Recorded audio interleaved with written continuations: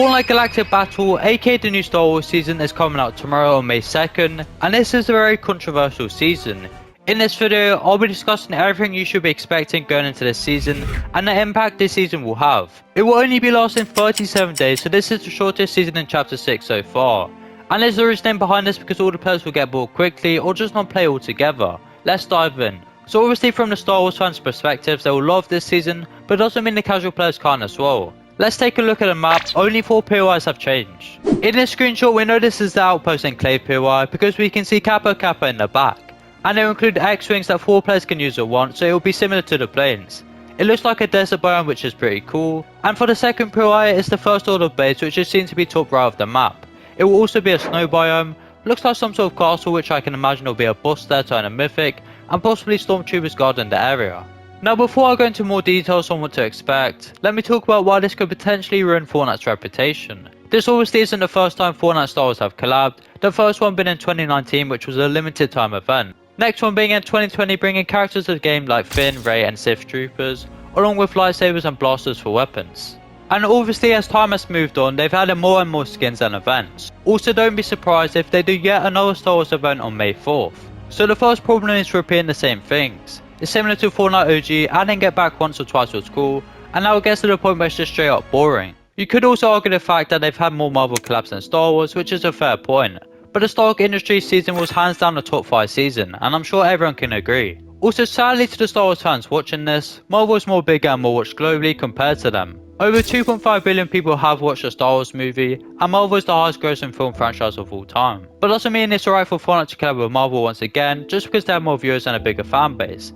They just need to be more creative with their ideas, and not just rely on collabs and the multiverse. And the Star Wars franchise has been greedy for money like them all, but they need to know when to say no. This isn't just about the Fortnite collab. Star Wars now has a series with Disney which I find unnecessary. I watched the Star Wars movies growing up and they were actually good, but if you fast forward to now, there's about 12 movies, also new series coming out till this day. Just seems like they're doing way too much. We know that Fortnite have partnered up with Disney as well, so maybe they influenced this collab onto them. We're getting a little off track now, but that's the difference between Marvel and Disney. Let's take a look at the confirmed Battle Pass skins and break it down. We can see Jedi Evie in the middle, and leakers have found a black edit style, hence the bad quality, but this should be a good skin. Also General Grievous skin, which is the most anticipated skin by far, seen holding completely new lightsaber models. Many leakers have said they will be introduced as pickaxes, which is a first and I think is very cool. Then we have a rip of Chewbacca, which Fortnite will definitely be getting flamed for, not sure why they couldn't do a good design, and made him into a female character. He's seen holding a crossbow, not sure how overpowered that will be, because every time they introduce one, the damage or gun itself just isn't great. Then we have a Poe Dameron skin on the far left, seen to be holding blaster pistols, which are mainly used by Jango Fett. So that could be an exclusive skin to look forward to in the Battle Pass. Lastly on the far right, we have Darth Sidious showing some Dark Force in his hands. We have seen the Force introduced into Fortnite before, and it was very overpowered, so not sure how they will bring this back into the game or present it differently. And clearly in this picture you can see multiple spaceships flying about in the sky, so this could be a very interesting season. It could be similar to Chapter 5 Season 3, known as the Car Season, which is yet another controversial season. I'll get into why in a second. But if there is multiple spawn points with spaceships flying about and then being hard to break, this season could be terrible. Especially if they are in ranked and has built-in turret. But back to the topic of Chapter 5 Season 3, lots of casual players enjoyed this season because they said it's something to counter the sweats, and that anyone who doesn't enjoy it should just adapt. That season if you weren't in a car, you just straight up wouldn't have a chance of winning that game. Other new Star Wars skins being introduced are Darth Jar Jar, which I think everyone is most excited for, CP30, Mace Windu, and a customizable Mandalorian skin plus many more. But these won't be included in the Battle Pass, which some people aren't happy about. Fortnite always tend to do this though. When it comes to any collaboration skins, the best skins have to be added to the item shop separately to buy, and that's how they make more money, but it's smart. There will also be a Darth Vader Porsche, which Fortnite themselves have confirmed by tweeting it. Now when it comes to the loophole from previous Star Wars collabs, they seem to have the worst Fortnite weapons. As seen in this kit out by Fortnite, there's many weapons, so let's break it down. The first one being the bow held by Jonesy, which I mentioned earlier on, and next to him holding the AR is Mandalorian, which is actually an A280 CFE convertible blaster, primarily associated with Cassian Andor and also the blaster pistols. Not only that, you can spot the fish stick holding the DL-44 heavy blaster pistol, which will be a scope revolver, which is Han Solo's iconic weapon. Now it's cool when weapons get added from movies or series, but them actually being good tends to be a very low chance.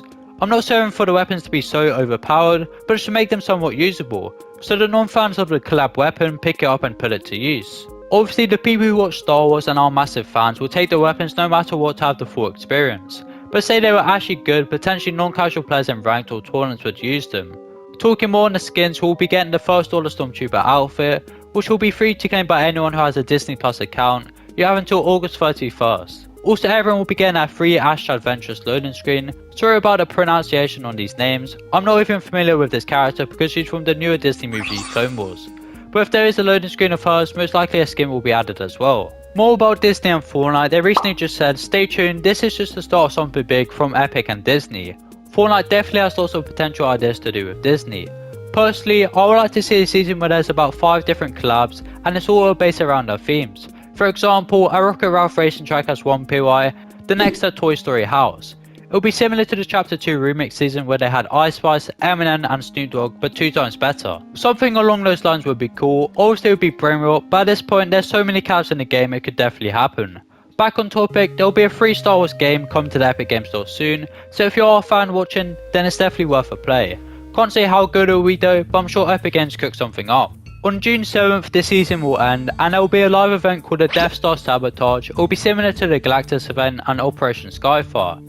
And this isn't just a rumour, it's confirmed by the official Star Wars account tweeting it out, saying the season will end in a live narrative event.